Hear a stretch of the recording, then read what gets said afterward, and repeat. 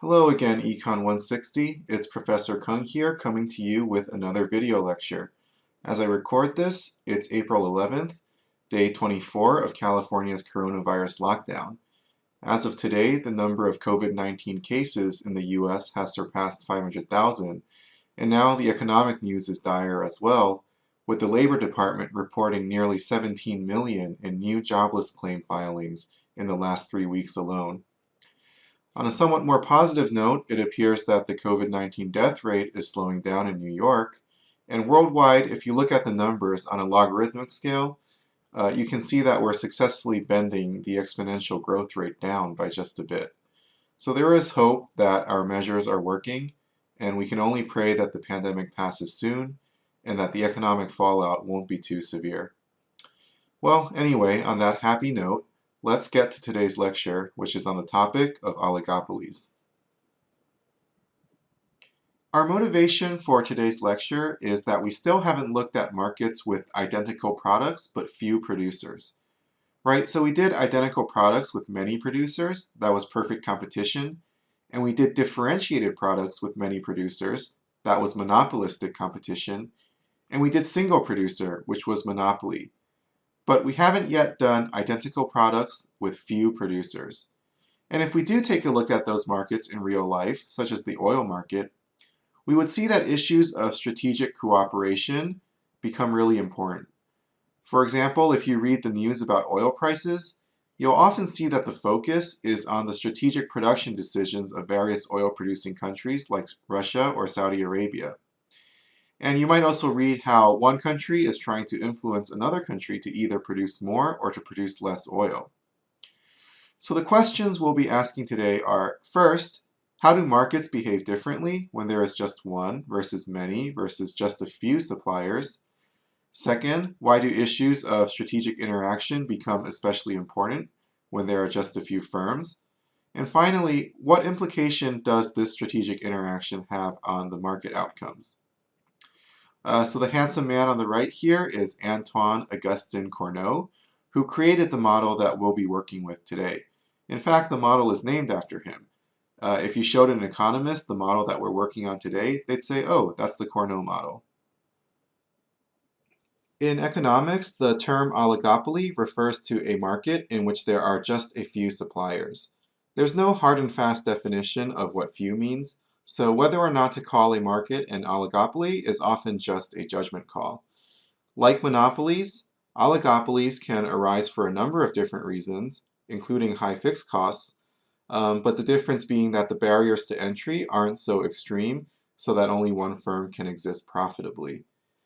An important point to note about oligopolies is that the assumption of identical products is actually not crucial to the definition of an oligopoly.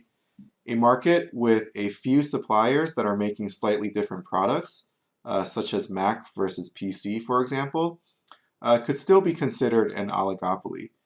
But in today's lecture, we are going to focus on the case of identical products because that's where the analysis will actually be new to us. Analysis of oligopolies with differentiated products is going to look a lot like the analysis of monopolistic competitors. So we want to do something new, and so we want to look at competition between firms with identical products, but when there are only a few firms. In terms of examples, the market for oil is the most commonly cited and most important example of an oligopoly in the world stage. But of course there are others, including the market for tennis balls, which is basically an identical product that's dominated by 4 suppliers, Penn, Wilson, Prince, and Dunlop. And another example might be the market for domestic air travel in the US, where product differentiation is fairly low, and 4 carriers, which are American, United, Delta, and Southwest, serve about 80% of all domestic passengers. Alright, so for today we're going to jump straight into an example, and we're actually going to spend most of our time in the lecture on just this one example. And that's because the analysis of oligopolies is very complicated due to the strategic nature of it. And so it's going to take us a long time to explore this problem fully. But it'll be worth it because by studying this problem and by developing the logic that's required to solve it, you're going to be introduced to how to think strategically, and that should serve you very well for the rest of your days. Okay, so here's the example. We're going to solve a simple model of the world oil market.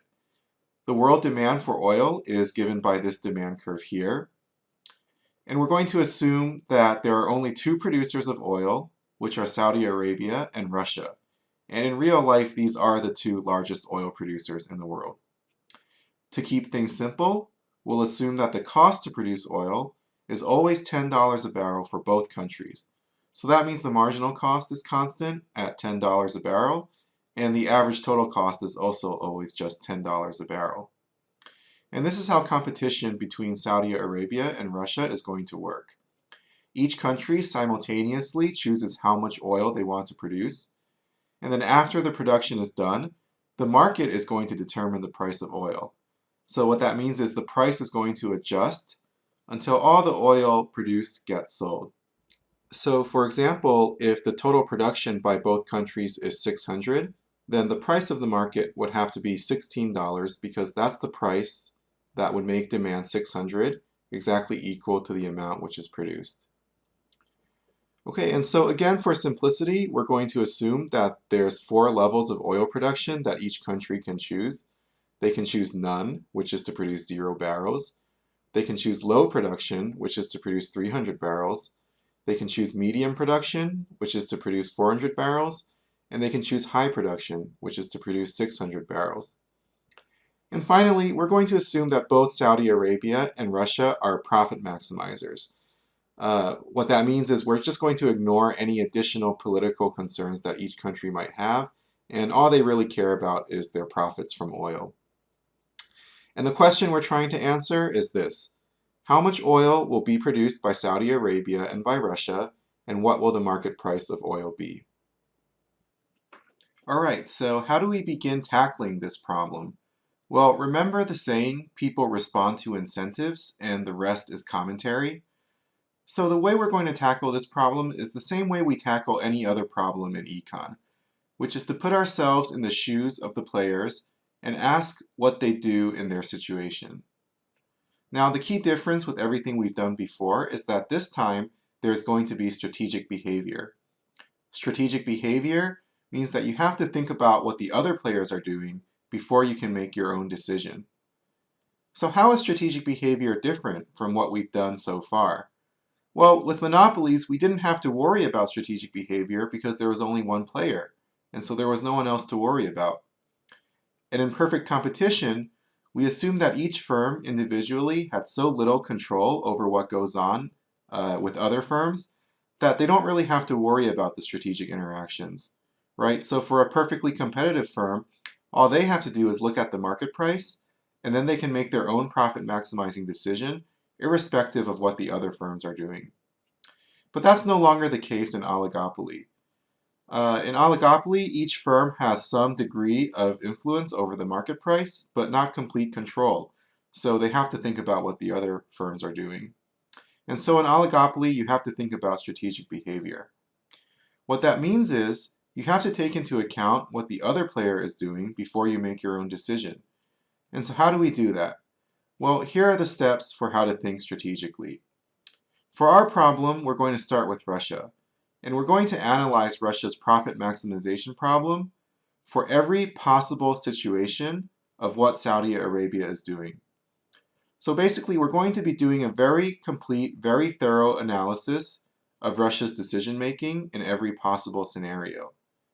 Okay, and then we're going to do the same thing for Saudi Arabia. We'll analyze Saudi Arabia's profit maximization problem for every possible scenario of what Russia is doing. And finally, we're going to put those two pieces together and see how their decision making interacts with each other. Alright, so let's start with Russia. To fully analyze Russia's decision making, we want to fill out this table over here. This table tells us, for each possible scenario of how much Saudi Arabia is producing, how much Russia should produce to maximize its own profits. And how much profit Russia actually gets in each scenario, we're going to write over here. So let's begin. We have to consider each possible scenario of Saudi Arabia's production separately. And so let's start with when Saudi Arabia is producing 0.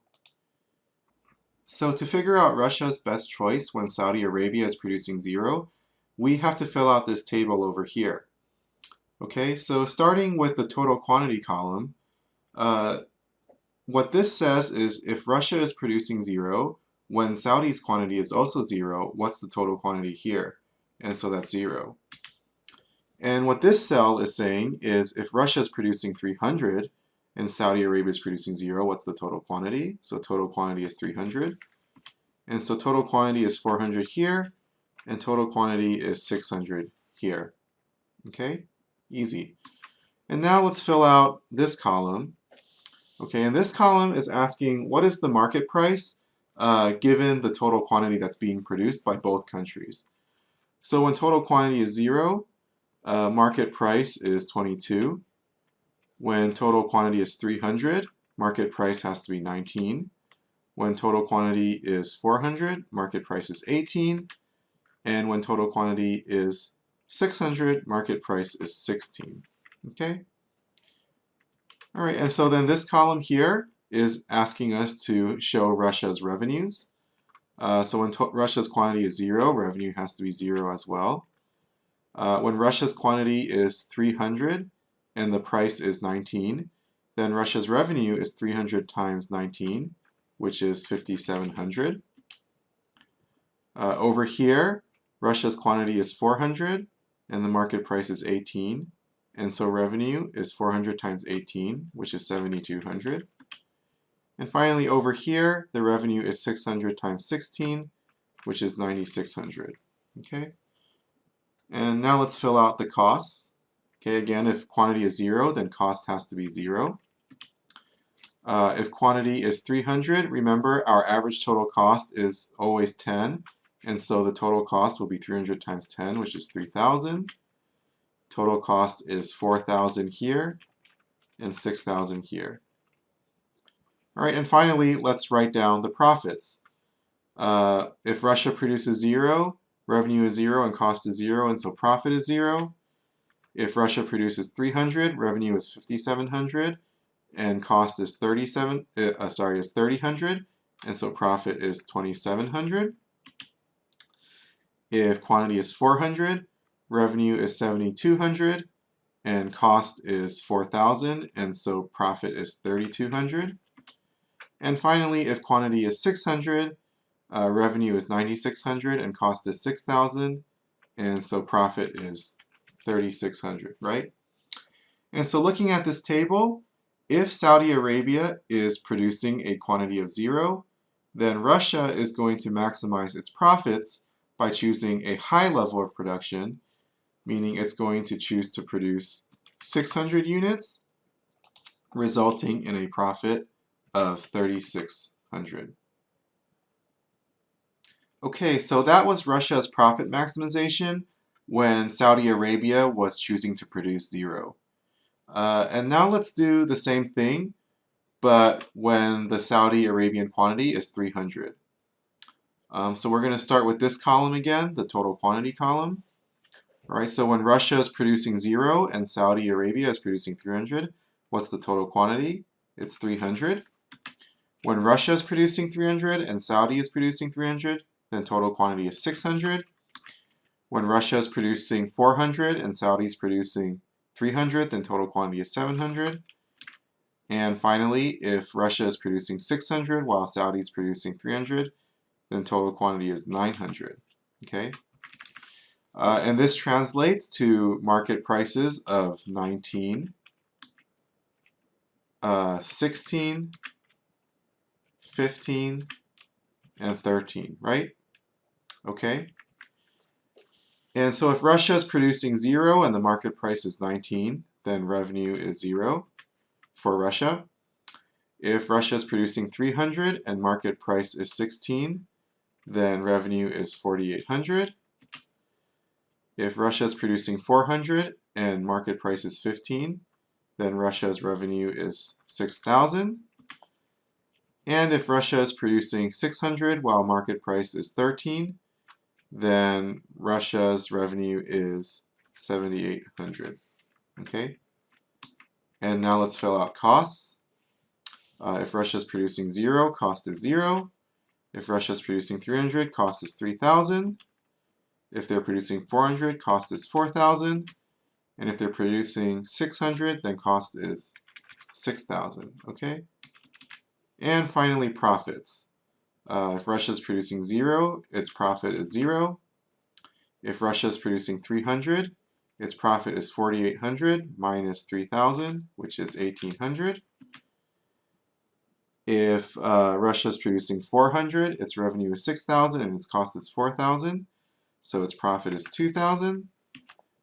And finally, if Russia is producing 600, its revenue is 7,800 and its cost is 6,000, and so its profit is 1,800. All right, and so we see here, now if Saudi Arabia is producing 300, then Russia's profit maximizing production actually changes, right? It changes from 600 to 400. So if Saudi Arabia is producing 300, then Russia is going to maximize its profits by producing 400. And the profit that it actually gets is going to be 2,000. Okay? Alright, so that was how Russia chooses to maximize its profits when the Saudi quantity is 300. So now let's move on to the next step, which is to analyze Russia's profit maximization when the Saudi quantity is 400. Okay? And so I hope you kind of get the picture of how we're doing things by now. And so I'm just going to fill out this table really fast because I think you should understand what I'm doing. Alright, so if the Russian quantity is 0 and the Saudi quantity is 400, then total quantity is 400. Over here, total quantity is going to be 700. Here it's going to be 800. And here it's going to be 1,000, right? And then for a total quantity of 400, the market price will be 18. All right. It will be 15 for a total quantity of 700. It'll be 14 for a total quantity of 800. And it'll be 12 for a total quantity of 1,000. Okay. And this translates to revenues of 0, 4,500, 5,600, and 7,200. Total costs of 0, 3,000, 4,000, and 6,000. And finally, profits of 0, 1,500, 1,600, and 1,200. Okay? And so what this table tells us is that when Saudi Arabia is choosing to produce 400, Russia is going to maximize its own profits by also choosing to produce 400. And at that choice of 400, it's making a profit of 1,600. Okay? Okay, that was Russia's profit maximization when Saudi Arabia was choosing to produce 400. And now let's finish this off by looking at Russia's decisions when Saudi Arabia produces 600. Okay? And again, I'm just going to go through this really quickly. If Russia's quantity is 0 and Saudi's is 600, then total quantity is 600. If Russia's quantity is 300 and Saudi's is 600, then total quantity is 900. Then we have 1,000 quantity here, and we have 1,200 quantity here. Okay, and that translates to market prices of 16, 13, 12, and 10, right? Okay, and so revenue is going to be 0 and 3,900 and 4,800 and 6,000. Cost is going to be 0 and 3,000 and 4,000 and 6,000. And finally, that means profits are going to be 0, 900, 800, and 0. Okay? And so if we take a look at this table, we see that if Saudi Arabia is choosing to produce 600, then Russia's profit maximizing choice would be to produce 300, and Russia is going to get a profit of 900 at that choice. Okay, so now we've solved Russia's profit maximization problem for every possible scenario of what Saudi Arabia could choose. And this table over here tells us what Russia will choose in each of those scenarios. But that was just step one, right? We still don't know what's going to happen in the market because we don't actually know what Saudi Arabia is going to choose. So in order to figure out what Saudi Arabia is going to do, we have to repeat the whole process again, but this time for Saudi Arabia. But don't worry, in order not to bore you, I'm not going to go over this whole thing again.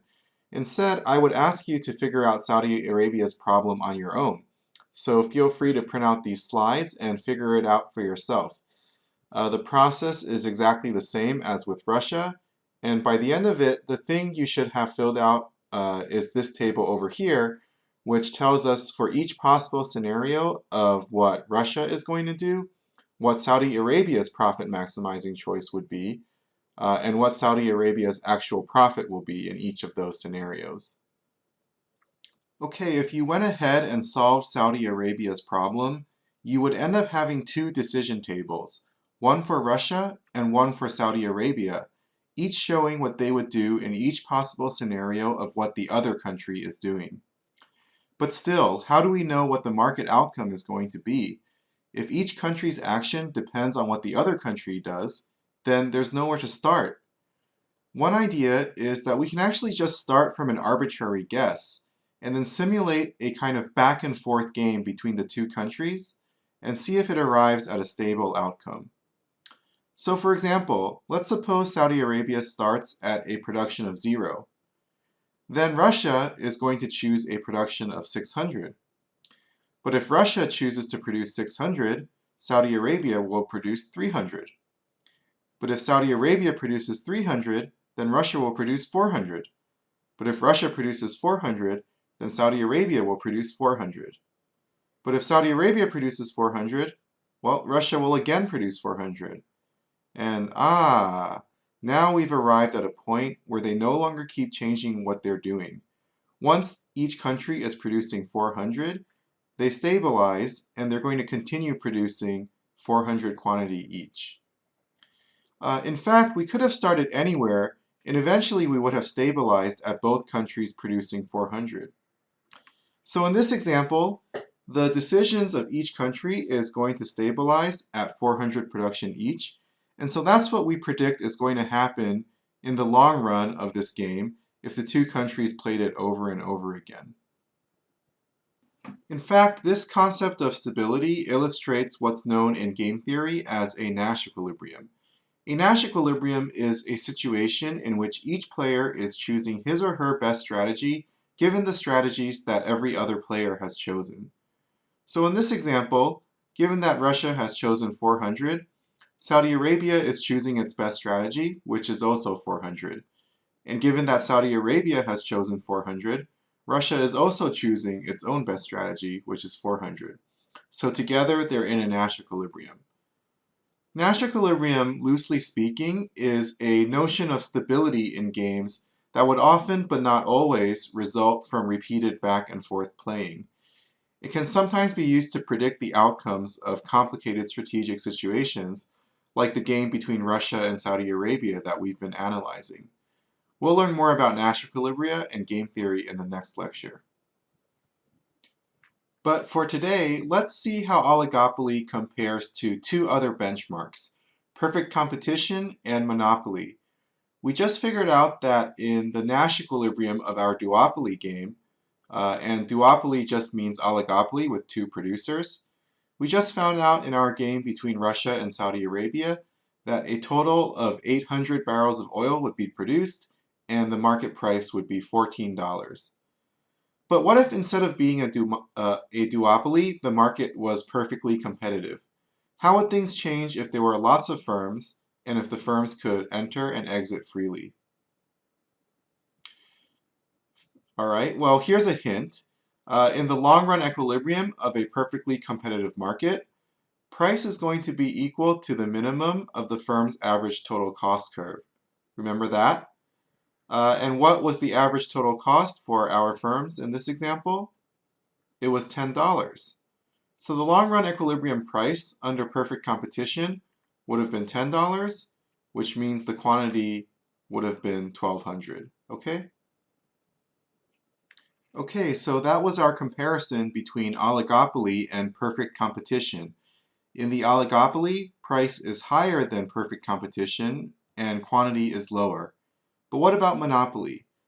To figure out what the monopoly price and quantity would be, we simply have to solve the monopoly's profit maximization problem given this demand curve. And we could do it by filling out a table like this.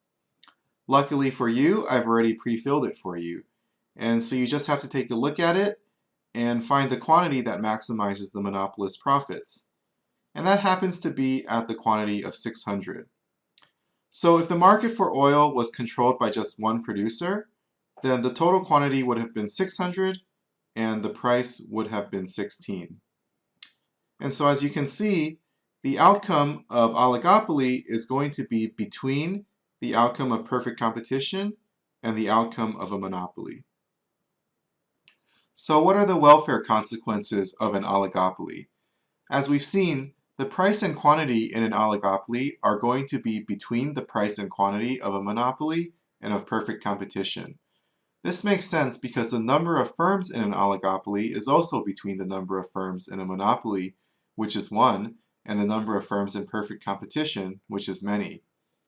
And so correspondingly, the efficiency of an oligopoly in terms of total surplus is also going to be between that of a monopoly and that of perfect competition.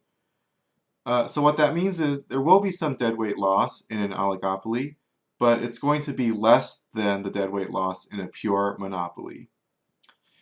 As for whether oligopoly is going to be closer to a monopoly or closer to perfect competition, well, that depends on a number of different factors, and we won't get into all of them. But one of the major things is that it depends on the number of firms. When there are more firms, it's going to be closer to perfect competition, and when there are less firms, it's going to be closer to monopoly. And so one of the purposes of antitrust policy is actually to prevent firms in oligopolies from consolidating too much market power by merging into larger firms, or from engaging in practices which are going to unfairly limit competition. Now, I wanted to end the lecture with a discussion on cooperation or collusion between producers. So imagine this conversation between Vladimir Putin and King Salman of Saudi Arabia. Psst, Salman. Yes, Vladimir? You know, we have each been producing 400 quantity and making a profit of 1,600 each, yes? Yes, that is what we are doing. Well, my economists at the Kremlin have told me that we can both increase our profits. Would you like to know how? Of course, please tell me. They say that with this demand curve, a monopolist would have produced 600 total and earned a profit of 3,600. They say we can jointly act like a monopolist. If we each limit our production to just 300 each, then our total production will be 600, and we can split a profit of $1,800 each. This is higher than the 1,600 we make currently. Yes, this sounds like a good idea. Very well. I will limit my production to 300 if you limit yours as well. So based on the demand curve that I gave, everything Putin just said is actually correct. Jointly, the two producers could increase their profits by limiting their production and acting like half of a monopolist each. So this example shows that in oligopolies, there is often an incentive for producers to cooperate and to jointly behave like a monopolist. Now, the problem with the collusive arrangement is that each country has an incentive to cheat on its agreement. Remember Russia's profit maximization table when Saudi Arabia produced 300? So if Saudi Arabia abides by their agreement and limits its production to 300, then Russia could actually cheat and instead produce 400, thus earning 2,000 in profit instead of 1,800, right? But then after that, Saudi Arabia would also go back to producing 400, and the agreement would fall apart. So unless the two countries have some way of enforcing the agreement, there isn't really anything they can do to stop the other country from cheating. And so if both countries are thinking this way and anticipate that the other country is also thinking this way, then they might just not trust each other enough to cooperate. And then so cooperation might never actually happen, and their talks could just fall apart. So our example shows that producers often have an incentive to cooperate, but they might not always be able to do it. When they are able to cooperate, they can restrict production and cause high prices. But when they fail to cooperate, production will rise again and prices will fall. Explicit cooperation between producers is called a cartel, and it's illegal in the United States. But it's not illegal everywhere, and it can also be difficult to detect. So collusion does sometimes happen in real life, even within the US. For example, in 2014, Apple and Google were sued over their collusive hiring practices. The implication of all this is that in oligopolistic markets, where there's a threat of collusion, prices may rise and fall for reasons that are unrelated to the fundamentals of the market, meaning it's unrelated to demand or to the costs of production. But instead, it might just depend on whether or not producers can reach and abide by a collusive agreement. An important example of a cartel in real life is OPEC, the Organization of Petroleum Exporting Countries. OPEC was founded in 1960 by 5 oil-producing countries, and today it includes 13 members: Iran, Iraq, Kuwait, Saudi Arabia, Venezuela, Algeria, Angola, Congo, Equatorial Guinea, Gabon, Libya, Nigeria, and the United Arab Emirates. Together, OPEC countries control over 75% of the world's oil reserves and are responsible for over 40% of the world's oil output. The purpose of OPEC is to help its member countries cooperate on the production and pricing of oil. Now, the history of OPEC is a useful illustration of both the difficulty and the potential power of collusion. So OPEC was founded in 1960, but for most of its early life, it wasn't able to accomplish much. Talks would often fall apart, as countries would not be able to come to any agreement on production limits, as illustrated by this 1962 New York Times headline, "Oil Conference in Arabia Closes. Lack of progress in talks by Saudis and Iran cited." What finally unlocked OPEC's power actually seems to have been the 1973 Arab-Israeli War. In retaliation for US support of Israel, the Arab members of OPEC in 1973 announced an oil embargo on the US and its allies. So these OPEC countries drastically cut their production and their exports of oil, and so oil prices shot up. But even after the embargo was over, prices remained high despite hopes for a cut, and this is because OPEC was able to get its members to maintain the high prices for much of the 1970s. In the 1980s, they weren't as successful. Now, this huge spike in oil prices from 1979 to 1981 is due to the Iranian Revolution and subsequently the Iran-Iraq War. But this large drop in 1985 is attributed to OPEC members deciding to ramp up their production as a response to increased US production and in order so that they could maintain their market share. Today, OPEC isn't as influential as it once may have been, partly due to increased Western production and partly due to the increased use of alternative energy sources. But the ability of OPEC members and other oil-producing countries to coordinate on production continues to matter a lot for oil prices today. Just this Thursday, OPEC and its allies announced an agreement to a historic 10 million barrel per day cut in production as part of an effort to reverse some of the price collapse that's been caused by the COVID-19 pandemic. Okay, that's it for today's lecture. Here are the key takeaways. First, oligopolies are markets with just a few suppliers. Second, in oligopolies, strategic interaction between firms becomes important. And to analyze strategic behavior, you have to start by determining the best course of action under every possible scenario for every player. Then you want to find the Nash equilibrium. The Nash equilibrium is how we predict outcomes in an oligopoly. A Nash equilibrium is when each player is choosing their best strategy, given the strategies that the other players have chosen. And one way to find a Nash equilibrium is by simulating a kind of back and forth between the players until a stable outcome is reached. Fourth, the price and quantity in an oligopoly will be in between that of a monopolist and of perfect competition. How close it is to a monopoly or to perfect competition is going to depend on the number of firms. Finally, producers in an oligopoly have an incentive to cooperate and jointly act like a monopolist. But cooperation is made difficult because each firm may have an incentive to renege on its agreements. Alright, Econ 160, thanks for staying with me to the end of this lecture. I know it's a lot to absorb, as the model is quite complicated, so I definitely recommend going through the problem set carefully once it's posted, as it'll walk you through a similar problem, and I really think you need practice doing it on your own rather than just watching me do it. Also, you might be wondering if there's a more systematic or compact way of solving this kind of problem, and actually there is. In fact, we can solve games in a variety of different settings with one unified approach, and we'll talk about that more in the next lecture on game theory. So until then, please stay safe, stay healthy, and do not hesitate to reach out to me if you have any questions or concerns. Bye-bye.